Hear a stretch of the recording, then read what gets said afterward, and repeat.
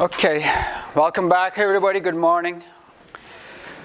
Okay, any questions so far based on what we've talked about yesterday or more broadly? Okay, so in today's lecture, so let's just a brief recap, right? Yeah, yesterday what we talked about was the importance of having a clean semantics for parallelism.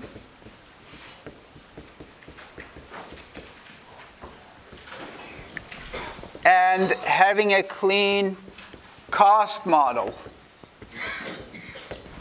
And specifically, we argued that just lambda calculus, which is a perfectly universal model for sequential computing, serves as a perfectly general, perfectly clean model for parallelism. Now, and then we talked about how we can give a cost model on lambda calculus, for lambda calculus, based on work and span. Work was the total amount of work in the computation, and span was the length of the dependencies in the computation, the longest dependency chain in the computation. And then based on this, we argued that this is a good model because what you would like your p-processor executions to be is as close as possible to W over P, which is total work divided by P, because that's the best you can hope for. And we showed that it is possible to achieve this by using scheduling algorithms that give you this bound.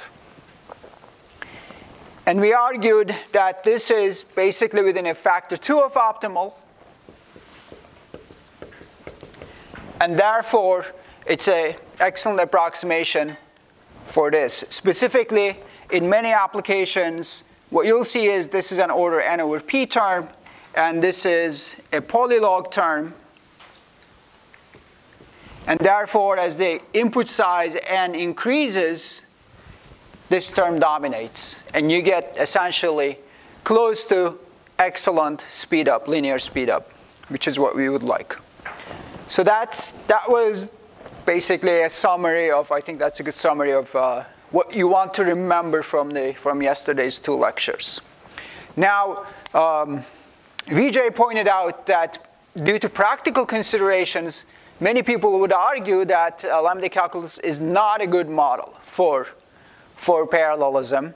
And he pointed out that, for example, array operations require very fast, very efficient, real-time computations, and that he pointed out that lambda calculus might not be the appropriate model for that.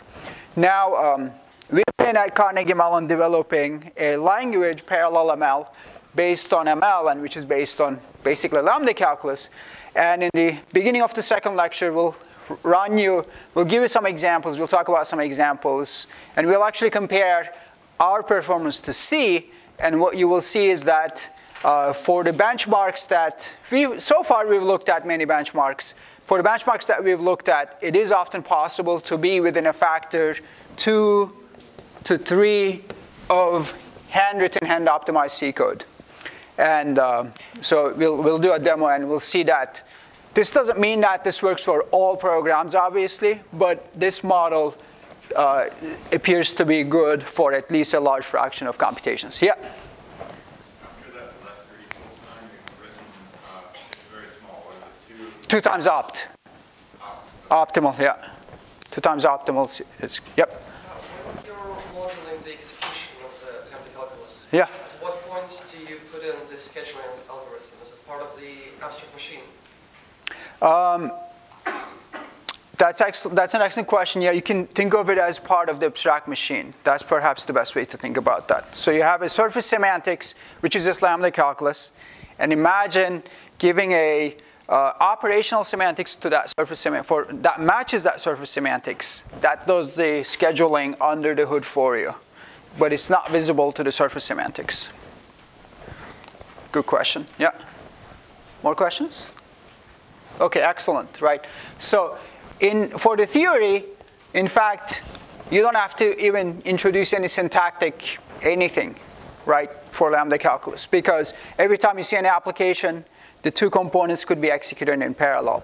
Now in practice, that meaning like in day-to-day programming, we tend to use this notation instead of just plain application E1 par, E2, we read this par, just to emphasize that we expect those two, this application to run in parallel.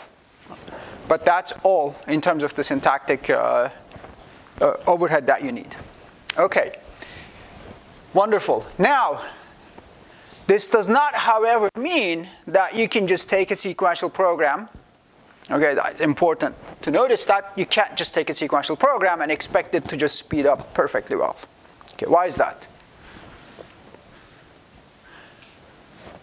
I mean, this suggests that you've got lambda calculus, right? This works for lambda calculus. Can't I just take an existing, compiler that I've written for Haskell and lambda calculus and just, for example, I'm not trying to emphasize Haskell here or for any other language ML, right? And obtain a parallel compiler.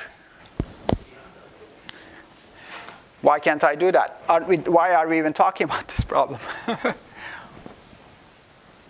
Yeah? Excellent, yeah. You were going to say the same thing? You were going to say the same thing in parallel? Go ahead. It's allowed. The span is large. Okay, the span is large.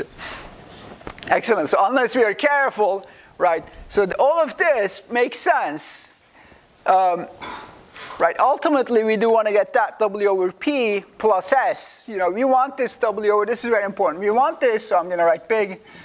We want this to be close to W over P.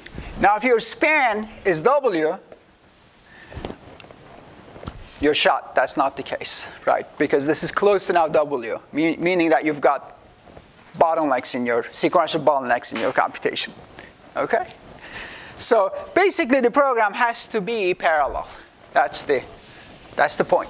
So we have to have a parallel program to start with, and what we mean by that is that it has to have low span. Okay. So then the question is, well, can we design algorithms or programs that actually have low span? So that's the key question. How to design algorithms with low span. Okay. And some people, right, could argue that this perhaps is the crux of this challenge. And it's a good challenge, right? So given all of this, given all we have talked about, this becomes the challenge now, and it's a very reasonable challenge that, as human beings, we can deal with this challenge. Okay, it's an algorithm design problem. And in this lecture, and in the next few lectures, basically what we're going to do is we're going to go through some abstractions and data structures, basically, that serve as excellent building blocks for parallel algorithm design. And what we would like you to, the key point that we would like to get across is that you don't, for the most part, you don't need anything fancy. You need some subtle but important tweaks on existing, completely well-known existing primitives. We just need to tweak them ever so slightly, okay, to make things parallel. It's not going to require just completely throwing away the tool set that we have, but it's going to require a new way of thinking, a new way of looking at things, which we can all appreciate, and it's a beautiful way of looking at things. Okay? So if I may propose an analogy, right, if you think of our civilization, we built buildings using bricks for many, many, many centuries. Okay, we laid them on top of each other. We build a lot of the important artifacts of our civilization are are built using bricks or stones and laying them on top of each other and gluing them with some kind of cement, okay? It turned out you can only go so high with that, right? You can't build Sears Tower using bricks. Good luck, because it doesn't have enough tension strength, okay? So, and then, well, but we wanted to build the Sears Tower, and then we invented steel. Incredible thing about steel is that it's got incredible tension power, tension strength.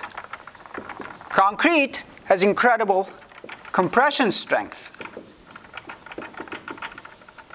That means you can build things and put stuff on concrete, or well, sorry, concrete or brick, whatever, right? These types of medium have incredible compression strength. You can pile things on top of each other, nothing will happen. And steel, on the other hand, but it has very little tension strength. On the other hand, steel is the opposite, okay? So when we invented steel, okay, think of this as multi-core. We can't pretend that we don't need new building techniques. We can't just pretend that this thing doesn't exist and, you know, go on building things as if we've been building using bricks. No, the world has changed. We need to adapt. So we found ways of putting concrete or brick and steel together to build this to build the Sears Tower. Okay, that's how the Sears Tower is built. Has like basically increasing heights of towers that kind of support each other laterally, and also you've got these steel beams that support the building from tangling. Okay, so it's a little bit like this. The world has changed when we have multi-core computers or parallel computers. Now they are now they're fully available. But we don't need a huge new way of thinking. We still want to use what we know, the sequential computing, and adapt our techniques to accommodate for this change. And what we will see is that that's actually very easy to do, but we have to be a little bit careful. We have to kind of be open-minded to think about things in a different way. Okay? Good. Anyway, if that story was helpful, I don't know. But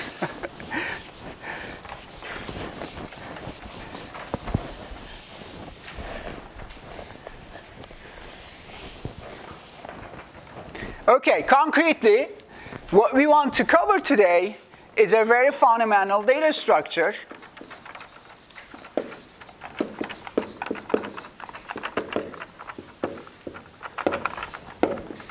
or data type, right, sequences.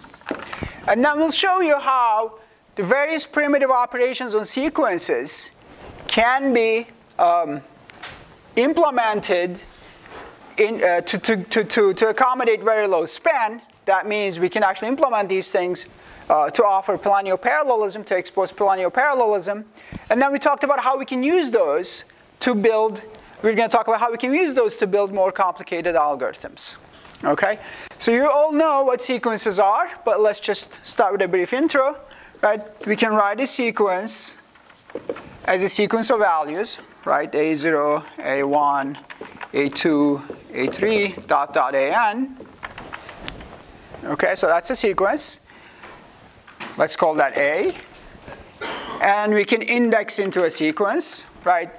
A naught is A naught, AI is AI. Okay, and we can compute the length of a sequence.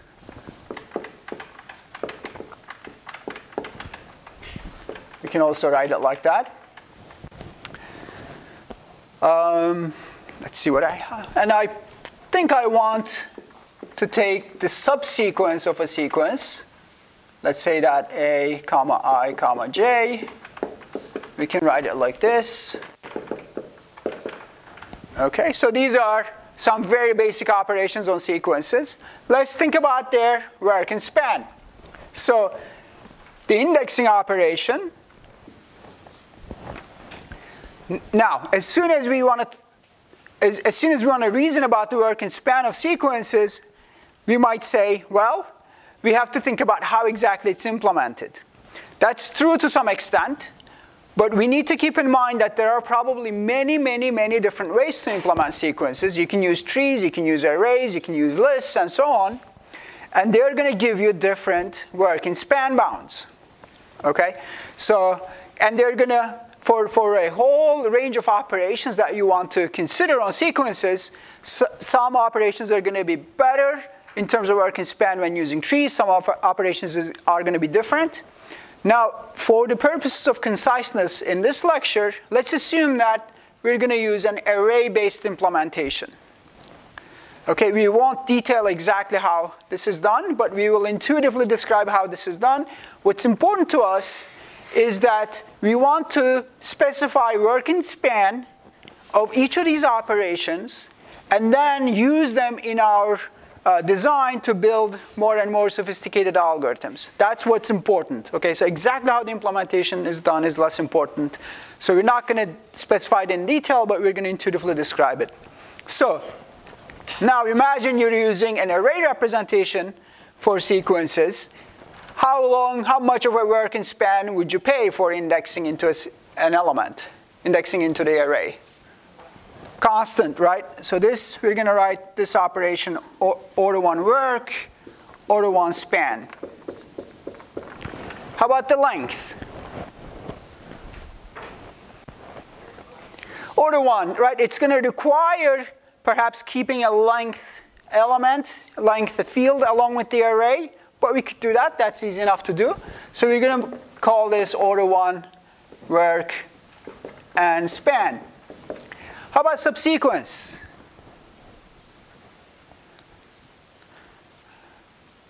Slightly trickier, yeah. N, why N? Because you're thinking you might have to copy it? Yeah? I would say it's the cost of computing I, plus the cost of computing J. Plus 1, excellent. Yeah, I would agree with that. So let's assume I and J are integers in this instance. It would be constant because you're going to maintain pointers, right? So you're going to maintain. So let's implement our array as, you know, sequence as an array along with a length item along with 2 indices that point to the position that we're interested in. So basically, our implementation is going to look like this. So it's going to have some length n, and it's going to have indices like this. So that's our implementation. So with that implementation, this operation is going to be, again, order 1 work and span. Okay? So these are primitive operations that we would like to implement as part of the representation. Let's see, indexing, length, and subsequence. Now, if I have subsequence, I can define something like split mid. It's going to be very useful when we talk about divide and conquer algorithms. This is implemented as split mid of a sequence. Think of it as a subseq 0 to n over 2. Okay, comma, subseq 0 to, n over 2 plus 1. N over 2, let me do that minus 1 here. And this would be n over 2 and minus 1. Okay, so it's going to give me the left half and the right half of the sequence. Okay, this is just implementable in terms of that. Any questions so far? Yeah. For subseq and split mid, are they actually returning back arrays? They will return back sequences. Yeah, sequences, yeah. Sequences are keeping track of the length of the sequence. Correct. Also needs to do a subtraction, which would be like log n and the size of the sequence, right? Subtraction would be a constant time operation. So we'll assume that n fits into a machine word so that we can do that subtraction in constant time. Okay, that's a good question. Yeah? The question in my mind, possible is, are we taking copies or are we assuming immutability so we can just keep track of where things start and where things end? Excellent. That's an excellent question. So let's assume immutability. Okay, so we will assume immutability. We will talk about tomorrow how we can define this so that you can actually allow fast updates when needed, and but only under single-threaded use. Okay, so we'll talk about that tomorrow. That's an excellent question. Sometimes that's helpful. Okay, so for now, for today, however, let's assume immutability. But that doesn't mean we can't do updates. Note that that doesn't mean we can't do updates. Just updating would require copying the array. Okay, Guy is going to talk about this in the next lecture, and then the magic of immutability and parallelism is the following. If you do a single update at a time, of course it's going to be expensive. It's going to require copying the whole array. But hey guys, we live in a parallel world. If you're doing single update at a time, you're doing something wrong. So point is, most of your updates in a parallel algorithm is going to be bulk updates. You're going to make n updates at the same time. Well, if you're doing n updates at the same time, guess what? You can amortize the cost of copying your array. So that's the key magic that's going to work that makes immutability and parallelism very good pals. They really work well together. Okay, so we'll see examples of that.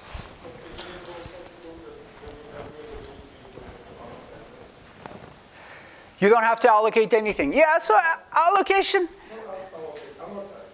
Amortize anything. Yeah, I mean, immutability is awesome, right? Go crazy. No problem. Yeah, I don't have any problem with it. Okay? As long as you know what you're doing, no problems. Okay? There are limits to what.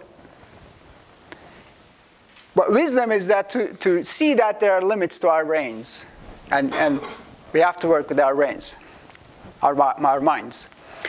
Okay, so those are some very basic operations. Any questions? Good.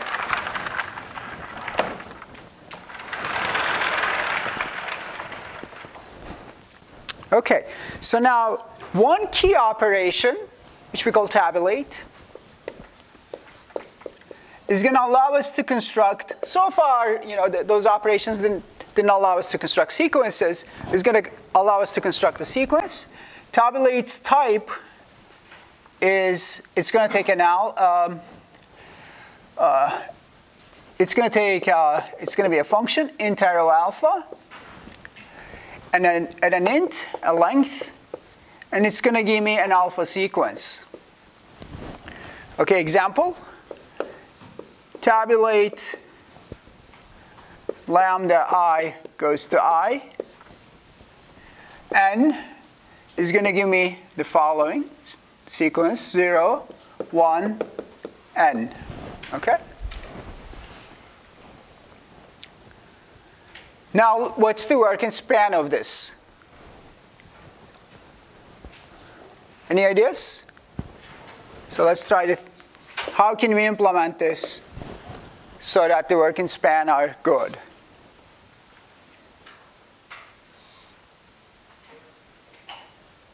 Yeah? It's always going to be linear work, right?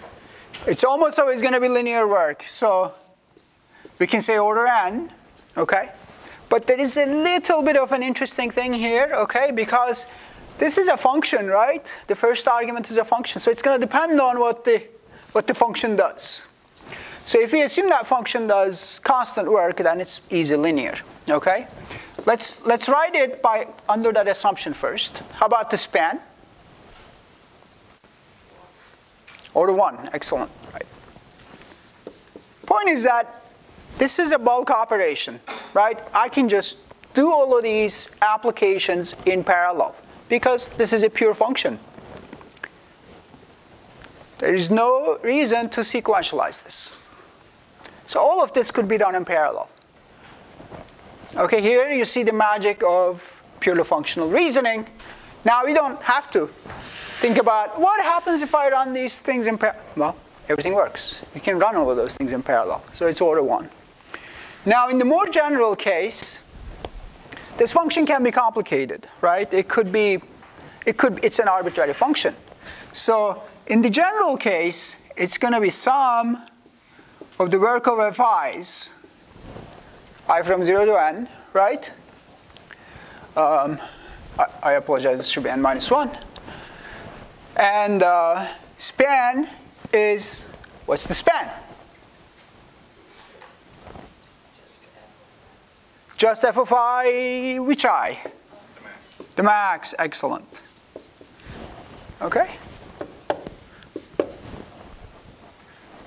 That's the span. Okay, an example. We'll see many examples of this. It's a very basic thing, right? If you're used to functional programming, who did not do functional programming in this room? Amazing. This is nothing for you guys, right? So it's trivial. The only thing here is the little box that I'm going to draw here. All we've done is we've just wrote the span. Okay, we just have to think about the span.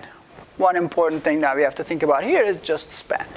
Otherwise, it's all vanilla stuff. Okay, now once you have tabulate, okay, we can do all sorts of things. Okay, if I have tabulate, I can implement various operations, okay, in terms of tabulate. So let's just go through that. One is empty. Okay, it returns an empty sequence. How do I implement empty sequence in terms of tabulate?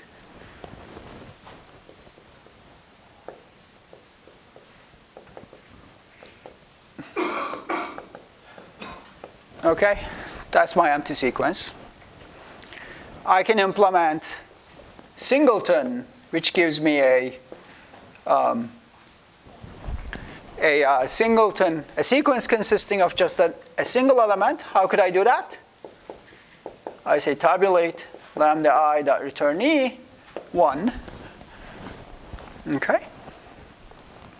I can implement, those are easy stuff, let's just warm up. I can implement map. Map as in the map reduces map, right? Map takes a function and a sequence and maps the function to each element of the sequence. So pictorially, if I have a sequence, a naught, a1, a2 dot dot dot, an minus 1. Mapping is simply applying f to each one of them. Okay, how can I implement that in terms of tabulate?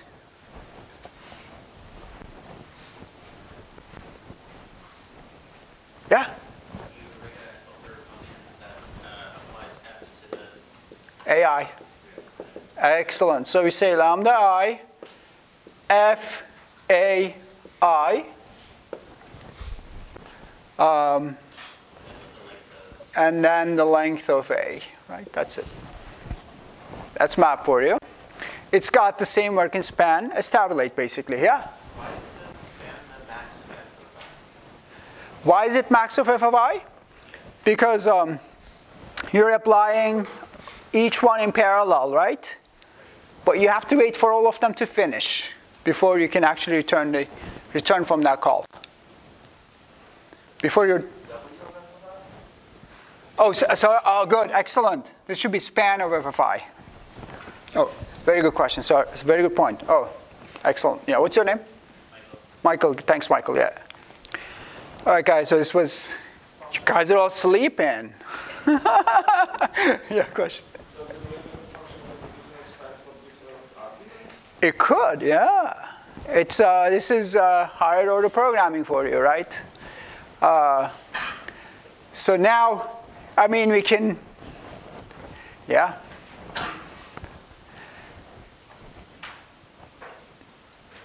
If you're running a family, you have to think about the budget. Yeah. Go. So is that map doing in-place updates for A, or it is taking A as argument and producing a new A as a output? Tabulate. Yeah, this is not modifying A at all. Okay? Yeah, it's not modifying A. A is still, this is pure, right? A is still around after we do the tabulate. But it didn't take A as argument, it just took left of A as argument. Yeah, but it's here, you see? It's inside the function. So it is taking A as a global variable? It's on the left side. It's here, right? Yeah, it's undefined. Yeah. Yeah. Okay, very good. So that's mapped for you. Okay, let's do append. Okay. Append two sequences A and B. How can we do that using tabulate? It just requires writing a helper function, right? Tabulate. So it's going to helper function is going to look like is it's going to take lambda I, and if I is less than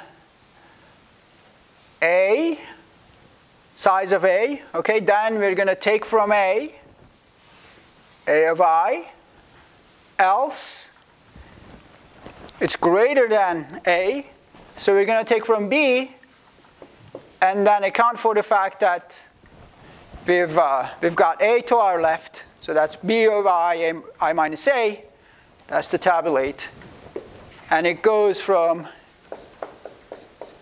0 to A plus P.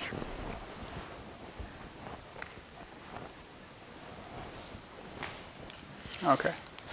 I hope I don't have any off by ones, but I might have some off by ones there. Okay. Are there exceptions to this calculus? Or what happens if you index out of an array? What happens if? You index outside the array. Like, there's no exceptions in this semantic. No, yeah, so there's no, whatever you're indexing. So presumably, if you're using ML, for example, and your implementation is supporting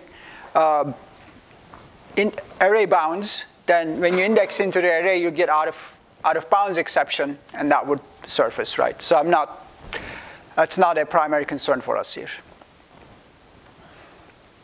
Okay, good, yeah?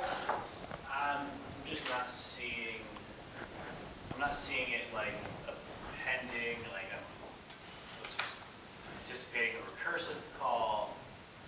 I don't know, maybe I'll. Okay, let's look at this. This is confusing a bit, maybe. Do you want to go over this a little bit? So I have A. So let me draw some boxes. Sometimes they help, right? So A, it has like 0, 1, 2, and B has 3, 4, 5. Okay. So what we're going to do is we're going to do a tabulate A plus. So we're going to have a tabulate. We're going to make a box, if you wish. Yeah, of the size that corresponds to that. And that function says, well, map 0 to 0, and a 1, 2, 3. If I got it right, that's the intention, okay? Do you see? Yeah? Okay, that's what's going on. So we can say, okay, let's look at the work and span of this. This is interesting. So it's expressed in terms of tabulate, whose work and span we know. So in this case, n is A plus B. So it's going to be A plus B work, because this function here is constant work. And span is still going to be constant, because this function here is constant span. Okay, so this is perfectly parallel computation. Questions? Okay, very good.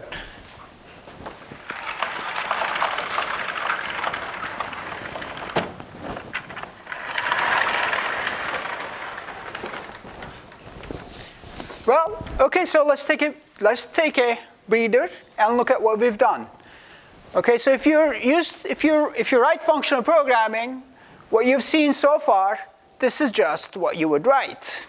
Whether you were writing a sequential algorithm or not, this is exactly what you would write. So far, what we've done, the word sequential didn't even come up. The word parallel didn't even come up. I mean, this is all completely standard functional programming. Nothing new here, except all of these are parallel. Incredibly parallel. Okay, we didn't have to, zero effort so far. Zero mental effort. You don't have to do anything.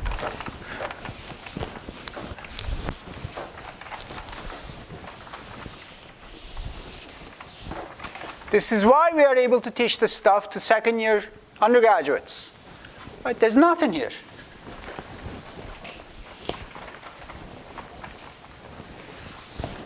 Okay, so now it gets more interesting.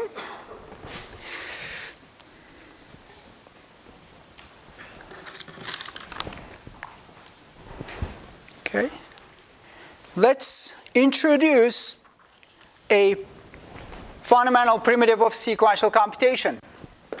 Iterate. Okay? The type of iterate is it takes a beta and it takes a alpha cross beta arrow beta, and it takes an alpha seq and it gives me a beta. Okay, what I mean by this, let's informally spec it. So if I have a sequence A0, A1, dot, dot, A, and minus 1, okay, I can iterate over that sequence, starting with some value, like let's say B, and considering a function that says take the current value that you've computed x, and then take some a, some ai, okay, and do something with it. Let's say that for this example, let's assume we're adding things up, x plus ai, and iterate over a using that. Okay, so let's suppose in our example that these values were a0 was 0, a1 was 1, n minus 1 was n minus 1. We can iterate starting at 0, lambda x comma ai being x plus a sub I, iterating over a. So this is going to give me simply the sum of the elements in that. Okay, 0 plus 1 plus 2 plus 3 plus 4, right, in that order. That's just sequential iteration for you. Yeah? Adding previous element of the array or some constraint to the element of the array.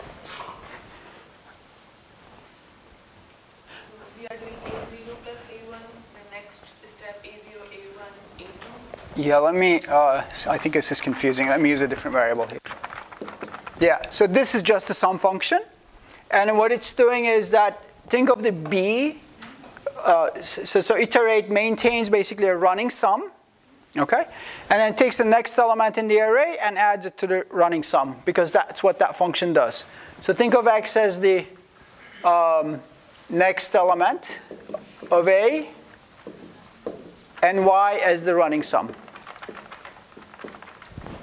It's just iterating. Yeah, Guy, did I switch around? Oh,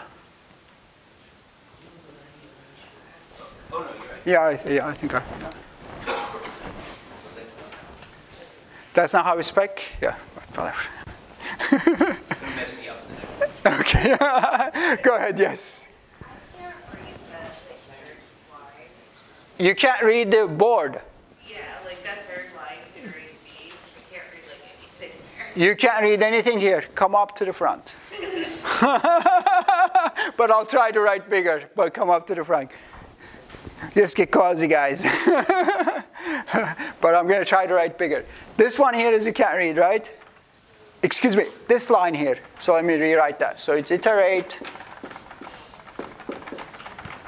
Iterating, starting with a base element b, and my function is lambda x comma y. X is the running sum, y is the next element. X plus y. Okay, ranging over a. Okay, so I'm just ranging over a, summing the elements. Okay, any questions? Yeah. We need to specify initial value. Excellent. Excellent point. So this b here is going to serve as our initial value. So I passed in 0 here and added in here. So it first, yeah. So if it's empty, if the sequence is empty, b will be returned. Okay. So it's just a standard, yeah, standard iteration. Yes.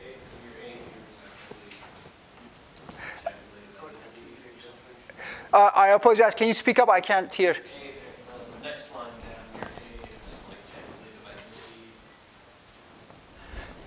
This A here is my argument sequence that I'm iterating over. Sum at the bottom of that is A0, A1, A2. Yeah, so this, yeah, so for the example, I assumed A0 is 0, A1 is 1. But this could be, yeah, this could be A0 plus A1 plus A2, right, in the general case. AN minus 1, okay? Plus B up front, oh good, yeah, plus B up front. Yeah, so there's a B. Okay, questions? Yeah? We are talking about fold L. Just fold L, fold L. I don't know which one this corresponds to. One of them, fold L, yeah. Okay, questions? It's just things, just trivial, right? Good, so let's use this as an example. Suppose that I give you a sequence like this. And then I want you to return me a sequence that maps each element to the leftmost non-zero, if any, element. Okay? So let's say that in this example, for each position, what I want to do is I want to generate an equal length sequence where each position is mapped to the leftmost non-zero value before it. So this would be 0. This guy would be 1. This guy would be 1. Well, let's just use different numbers here, 4 or 5. This guy would be 1. This guy would be 4. This guy would be 5.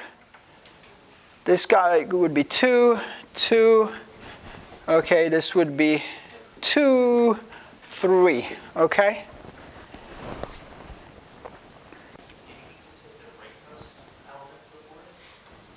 Rightmost non-zero. Yes, excellent. The most rightmost non-zero before it. Good, good, good. Yeah, did I say leftmost? No, sorry, yeah. The rightmost non-zero to its left. Okay, right, so we can do that by using iteration. Okay, let's write the code for it. So what we're going to do is, the key is always to figure out this helper function. Right, the helper function in this case is going to be something like this. Fun skip 0 is going to take x and y. X is the current element, y is the running sum. Okay, so it's going to check if x is greater than 0, then x, else y. Okay? That's skip 0 for you. So if you iterate using that function, starting with 0 over the sequence, okay, you're going to get that result.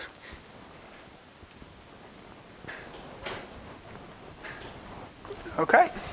How can we write insertion sort using iterate?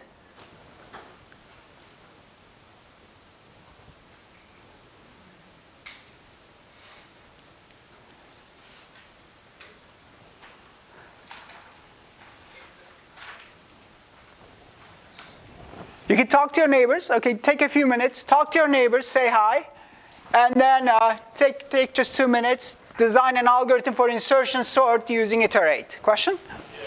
I don't want the answer, but question, yeah. No, it's like it's a question what would be the initial value? Doesn't it have to return the same type as the initial value?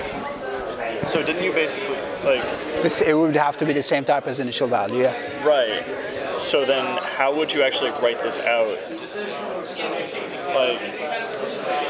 Because what you're kind of doing is. Oh, good. No, I think you're absolutely right. So yeah, I confused certain things. I would have to modify my function to. Yeah, let me. Good point. Thank you. Yeah. All right, thanks.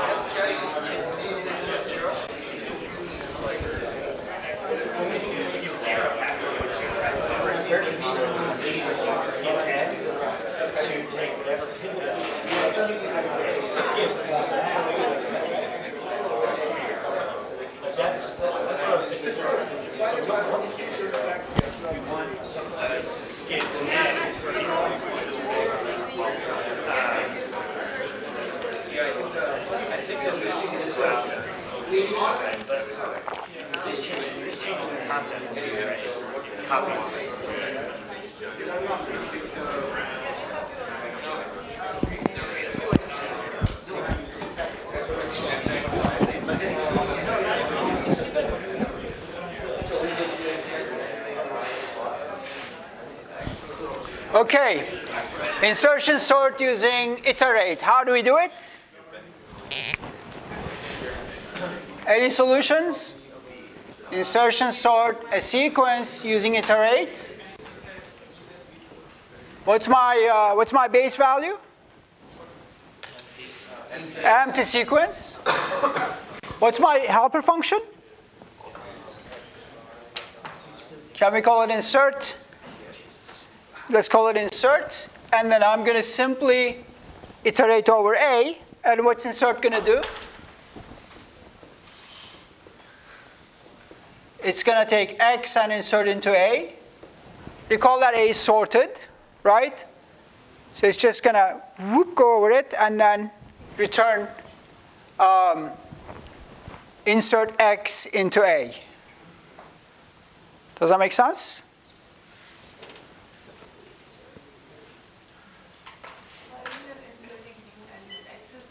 X is new, yes.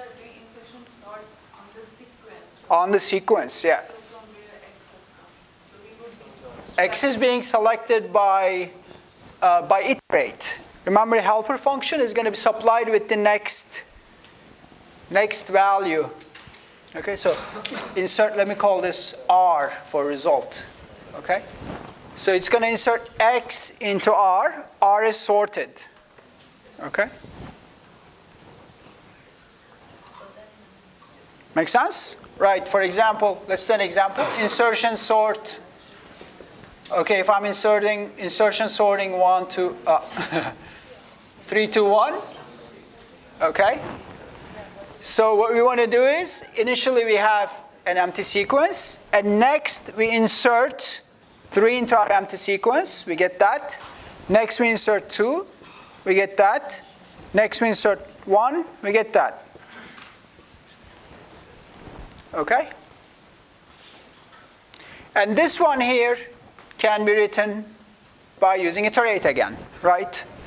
We just have to find the right place and then continue. Okay, so that's insertion sort for you. Good. What's the...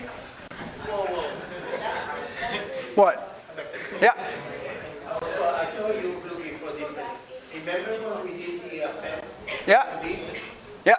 I like that. You actually created the store before and yeah. And you apply that if and you were squishing the right number in the right place. Yeah.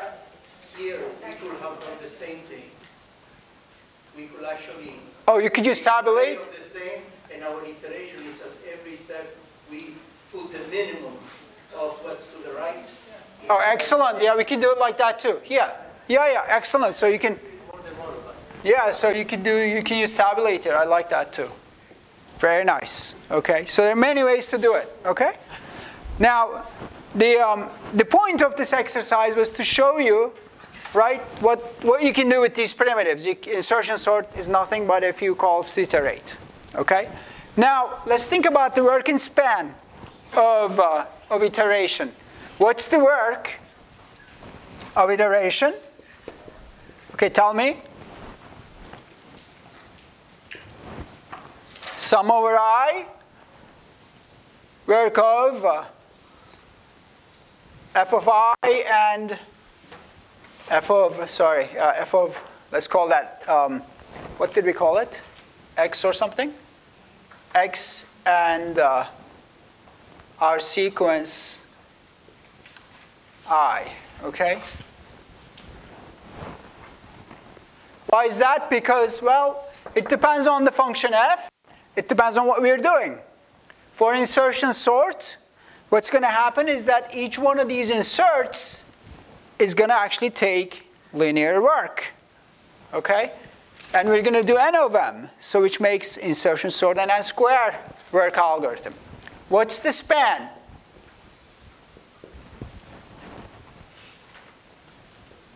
Exact same thing except for its span. But it's a sum because iteration is iterating over things one by one. It does one thing and then it uses the result of that to do the next thing and so on and so forth. Okay, so there's no parallelism here. And that's, we observe that by observing that work and span are basically the same. Okay. Question? Yeah.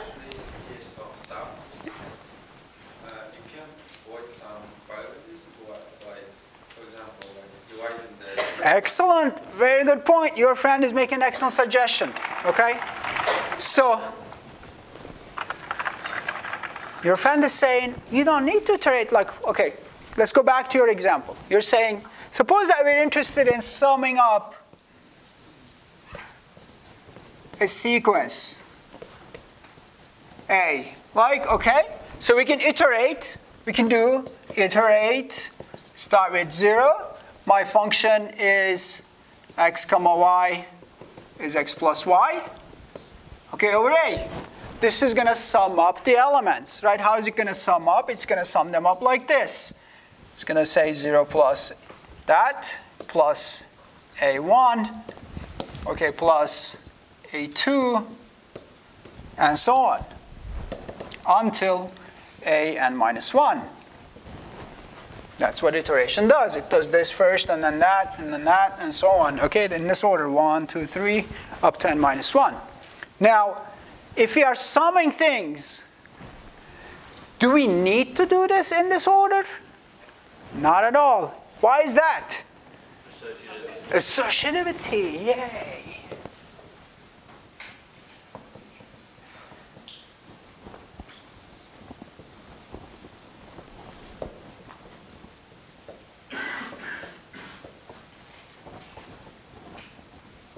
You can reorder operations, okay? That is magic for parallelism, because the fact that we can reorder operations means that, well, we can do them in a different order than what sequential programming dictates.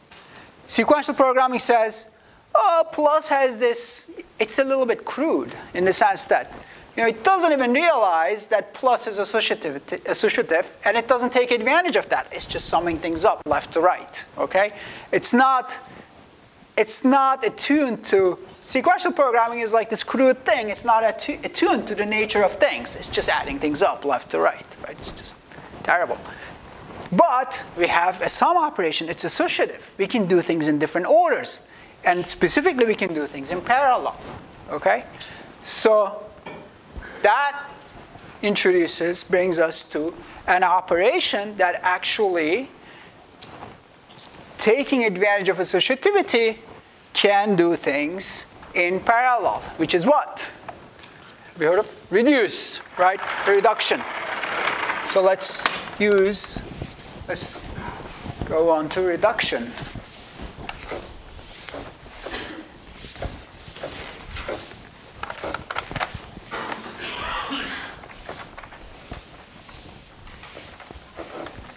Before I do that, let me just correct a mistake that I made.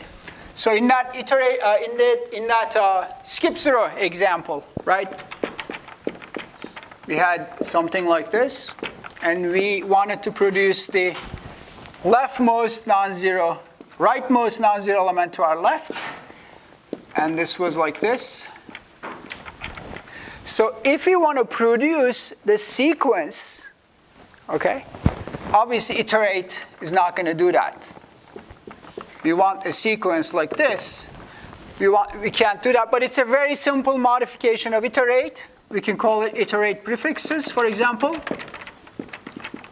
It has essentially the same semantics of iterate, but it gives us a sequence of the intermediate results. So the type would be, you would get a beta, and then you would get beta cross alpha arrow beta, and then you would get an alpha seek, and you would return a beta seek. Okay? So the difference is just this. Between this and iterate, instead of returning just the final result, it returns everything in between as well as a sequence. Okay, in that case, this would be, you can write that function by using iterate prefixes. So iterate prefixes, you can think of it as the iteration over empty, iteration over A0, iteration over A0, comma A1, and so on. And all of this in a sequence. Okay? And obviously you can do this using, basically you can implement it in the same way as iterate. Good. So two different kinds of iteration. One of them gives you the final result. The other one actually gives you the result of each iteration as a sequence. Okay? It's a very simple variance. So now, move on to reduce. Okay? Reduce is going to take, okay, we're going to be a little bit careful with reduce. We're going to pass in as an ID, an identity function for our function, helper function, or associative operation F, and a sequence.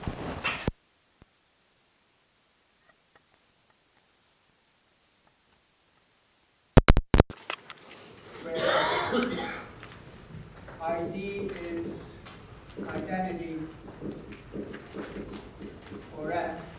This is not essential, but it is cleaner. You can provide an arbitrary value there, but for reasons that I'm not going to get into here, this is a cleaner semantic. So it gives you just the ID. You want the identity for F. And then reduce then gives you basically, right, F ID A naught, that with A1, that with A2, and so on.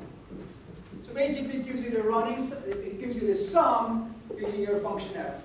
Example, if your function was plus, or maybe we can write it as lambda x comma y, x plus y, a. Okay, reduce is going to give you simply A0 plus A1, A2, and so on, up to A minus A and minus 1. Now, but we're going to implement this reduce using divide and conquer so that we can get parallelism, okay? So this is the first time that we're actually going to now use our parallel bar notation. So we can implement reduce in terms of what we've covered so far. Okay, so fun reduce IDFA is going to be, we're going to check if A is 0. Length of, if there's nothing, then we're just going to return ID. Okay, if there's only one thing, we don't need that. Yeah, that's going to be taken care of. Otherwise, we're going to split A in the middle.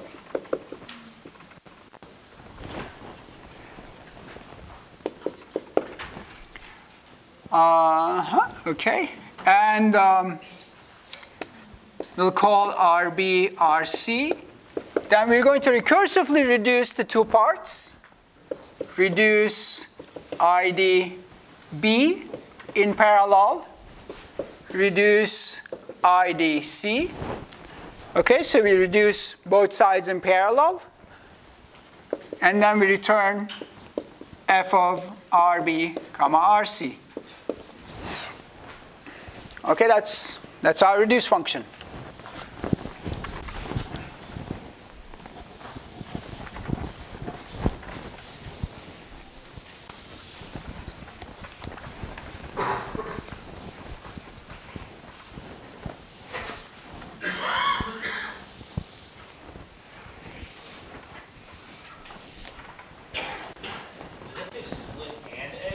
Split mid. Oh, split mid. Yeah. I can, we can even write that as follows, right? A 0 to length of A divided by 2, comma, A length of A divided by 2 to length of A minus 1. I think this should be minus 1 or something, but you got it, yeah. Okay, so we split the sequence and then we recur on the two halves and we're done. Okay, yeah? Why don't you indicate for one element? You don't, because the split is going to do the work for you. No, I think you're right. It'll recur infinitely, right? That's the problem. Yeah, you're right. Absolutely. Yeah. So thank you. Else if A is 1, then A naught. Excellent. Thank you. What's your name? Jake? Yeah. Oh, thanks, Jake. Yeah. All right. Questions? This is a parallel algorithm, right? What's the work in span? Let's analyze. Work of n. Let's assume that for starters, that function f is actually constant work. It's going to be work of n over 2 plus order 1, right? This will amount to order n. How about span? Max of work of n, max of span of n over 2 plus order 1, and that's going to amount to log n. Okay? So what we get is a parallel algorithm with logarithmic span. Awesome. And if the work of the function is a bit more sophisticated, it's a bit more complex, then you get something different. For example, if my function was f was merge, the function merge that takes two sequences and merges them. And if I apply that to a sequence, what would I get? Merge sort. And it would have n log n work, n log square n span if my merge is done using log n span, which is possible. We'll talk about that perhaps briefly. So if you say, merge sort is simply reduce empty sequence is the identity, and your function f is merge, and you apply that to your, there is a little bit of, thing that you have to do in the sense that you have to map over your sequence so that you generate singleton sequences. Map singleton A, that's your merge sort. Okay? So this guy has linear work and constant span, and this whole thing has n log n work and order log square n span if this is implemented with log n span. So your merge sort is in one line a parallel algorithm. Now, isn't that cool?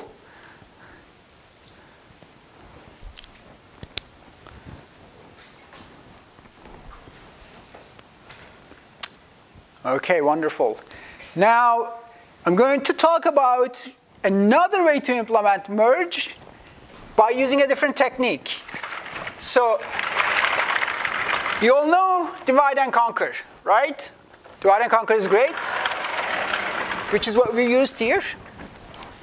There is another technique that comes up a lot in algorithm design, parallel algorithm design, which is called contraction. Okay? So let's do contraction. So I'm going to implement reduce using contraction, and then you can tell me what the difference is. The idea is that what I want to do is that, let's say that I'm given a sequence. In divide and conquer, we split the sequence, we solve, we combine, right? In contraction, what we're going to do is we're going to take this sequence, contract it, and then we're going to recursively solve. And then we're going to expand for the whole, that's sort of like the combined step of divide and conquer. We're going to expand the result to account for the whole thing. So it's of this form. So I have my sequence, A. How can I contract it? In some way so that I reduce the size of the sequence by a constant fraction. That's what I want to do. Remember that I'm just trying to sum things up. Any ideas? Yeah? Apply F pairwise. Excellent. That's all what I'm going to do. So what I'm going to do is I'm going to, there are some if checks. Well, let's do those, I guess. If A is 0, then, A. Else if A is 1, then A. Else, what I'm going to do is I'm going to construct a new sequence by applying F pairwise. So I'm going to do tabulate.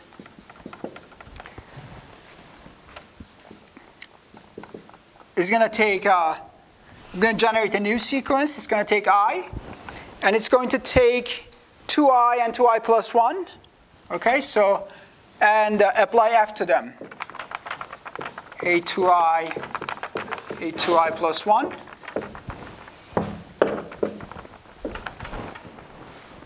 A. Okay, so that gives me tabulate. Let's call that B. I got a new sequence. Did I mess up? Length of A. Length of A. All right, thank you guys. Length of A. Oh, excellent. Yeah, thank you. Length of A over 2. So that's my B, contracted sequence. And then I'm going to simply recur, reduce IDFB. Okay, and there's no expansion step. That's the result. So pictorially, let's say that I have 1, 2, 3, 4. I'm assuming a power of 2 for simplicity. You can adapt this to non-powers of 2. But just for simplicity, suppose that this is my sequence. What I'm going to do is what the tabulate does is it does this.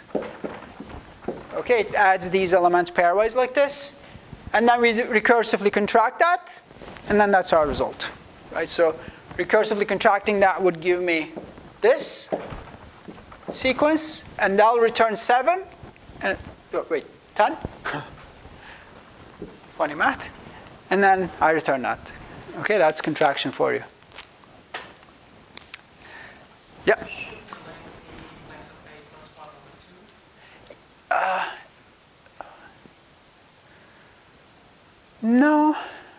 No, it's just divided by 2. I'm assuming a power of 2.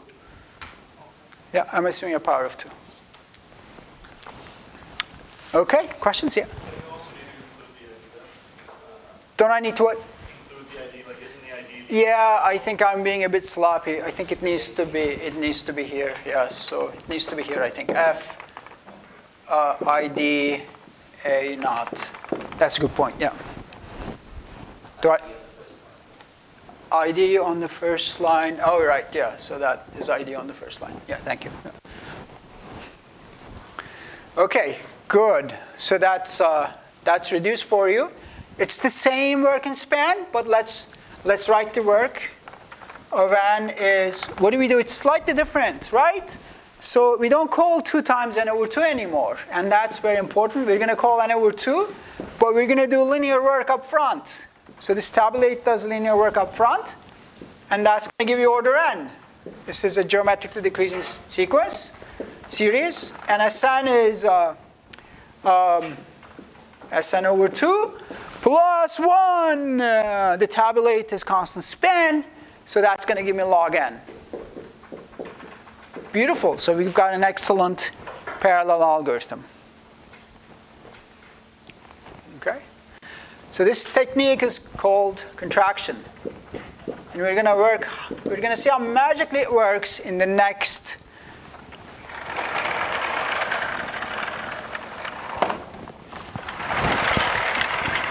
primitive, which I will introduce, and then maybe Guy will complete the description, depending on how time permits. Now, okay, so the nice thing, so just to recap, right? So what we've done is, we've done iterate. This is sequential, okay? We've done reduce. This is parallel. What's cool about reduce is that it's parallel, and it is basically sort of like iterate, but not for all things, right? It's not equivalent. But if the function is associative, though, they do give us the same result. Now, but sometimes you really do want to do, like in the examples so far that we've considered, we were not interested in intermediate results so much. We really didn't want to do like adding values in a sequence. We had no interest in intermediate results. We didn't want to compute anything in terms of the order of the sequence. But sometimes, okay, sometimes you want to compute properties of prefixes of the sequence.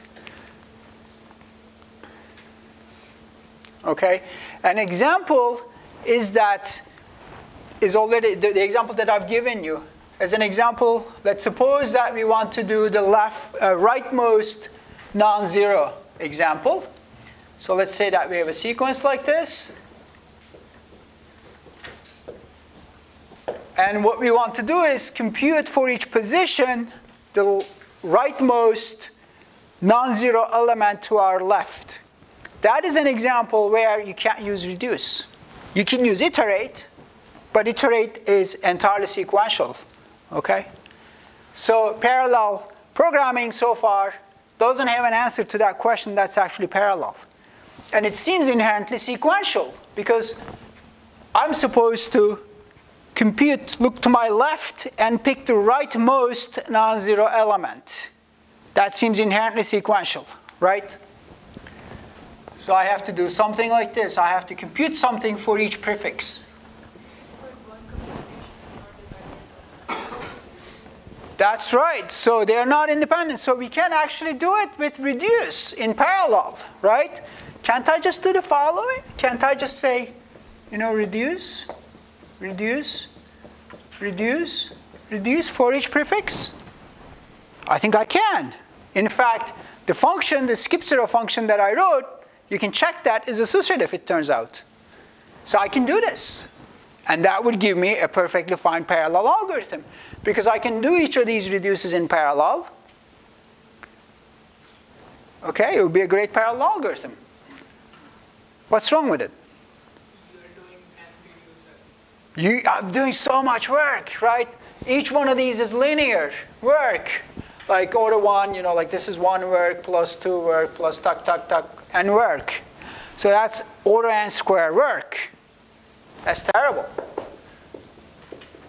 So no amount of parallelism in reality would save us from that. That's a lot of work to do. Okay? Now, there is a magic primitive, right? People have invented to do these kinds of operations. It's called scan.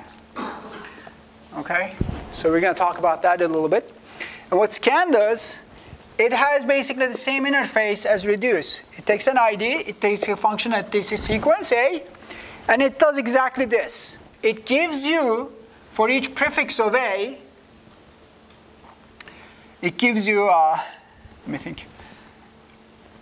Right. It does reduce ID F for the empty sequence, reduce IDF for the sequence consisting of just A naught, reduce IDF for the sequence consisting of A naught, comma A1, okay, dot, dot, dot. Basically, it does this computation for every element in the sequence. Every prefix, it computes a reduce, and also returns, so it returns a sequence like this, okay? This whole thing is a sequence. And it also returns the whole reduce, the all of reduce. Reduce applied to the whole thing, IDFA. Again, there are many ways to define this, but this is how we define it because it turns out to be convenient. Let me explain, let me give you an example of how this is done, how actually what we mean by it, so you can see. Okay, so let's use our skip 0 example. Suppose my sequence is 1, 0, 2, 7, 0, 5. Okay, what scan is going to do is, it's going to take each prefix of the sequence.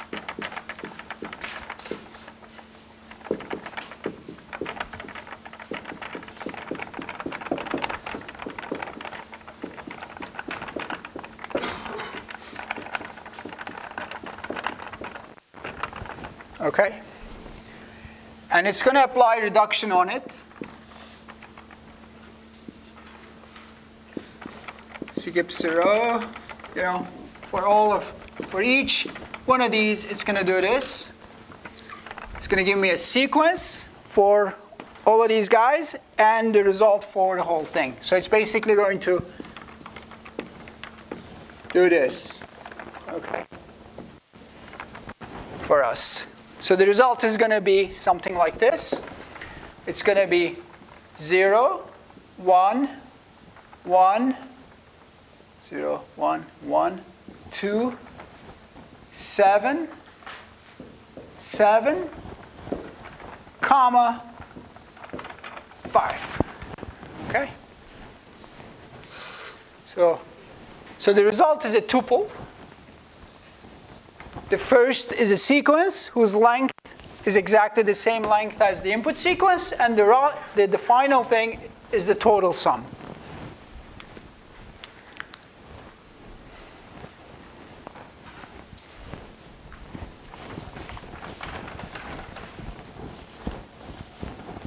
Any questions on the behavior of scan? So it's just computing prefixes, okay? Reductions on prefixes.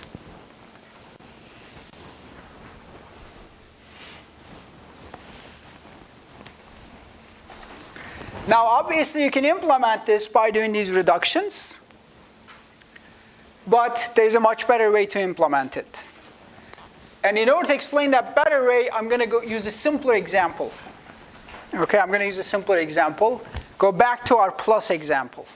Okay, so let's go back to our plus example on the same sequence. Just because it's simpler to work with. Suppose that we run scan plus on this. Okay, here's the result that we're going to get. We're going to get 0 because identity for plus is 0 for this position. We're going to get 1 for this position. For this position, we get the sum of these two guys. So that's going to be 1 again.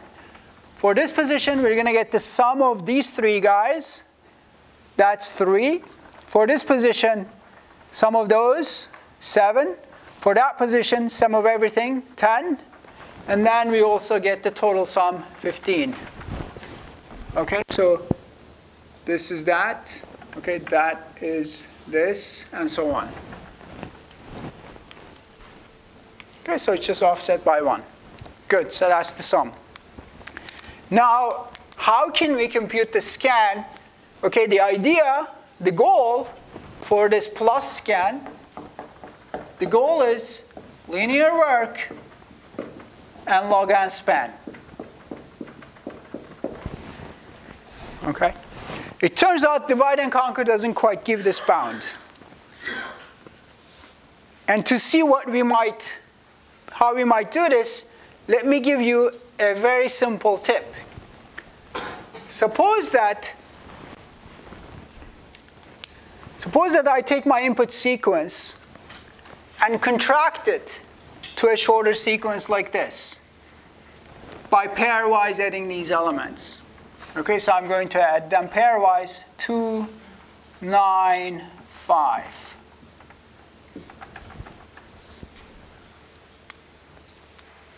Okay?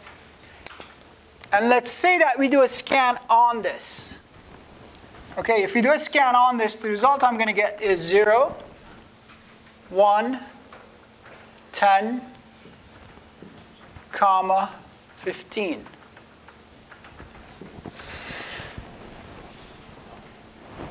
Okay. Do you see a pattern? What is it?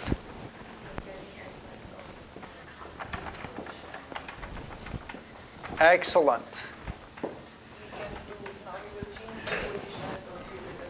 Yeah, exactly. What's going on is that the result, the elements at even positions of the original matched the results from this recursive scan. So all that remains to do is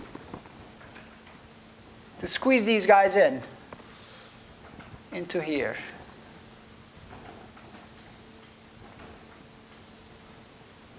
And we're done.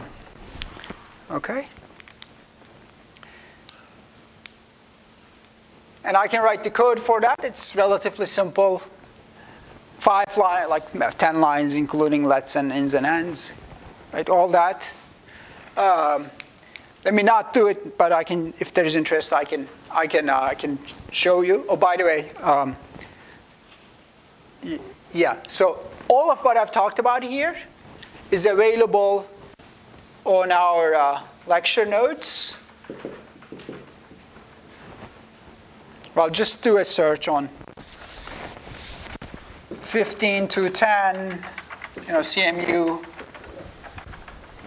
Google search 15 to 10 CMU, and then look at the chapters, sequences, and contraction. And if you wish, divide and conquer, and you'll see all of that discussed in these chapters.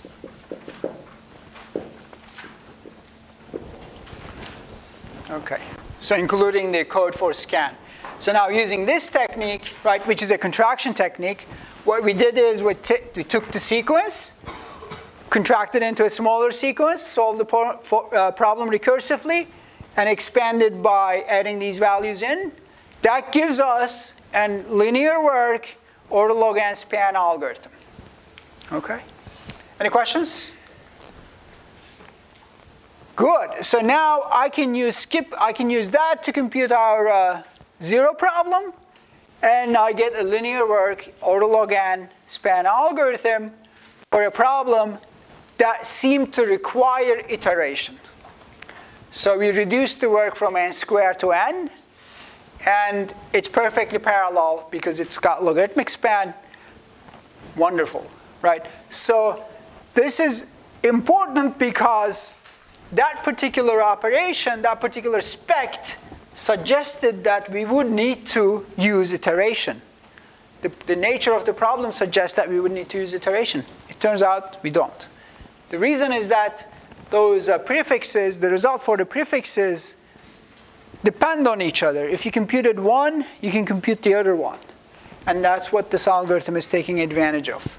It's contracting a smaller instance of the problem, solving that, and then uses that to compute the larger instance. Okay, excellent. Questions? Good, okay. So I ran a little bit over time, but we'll see you soon.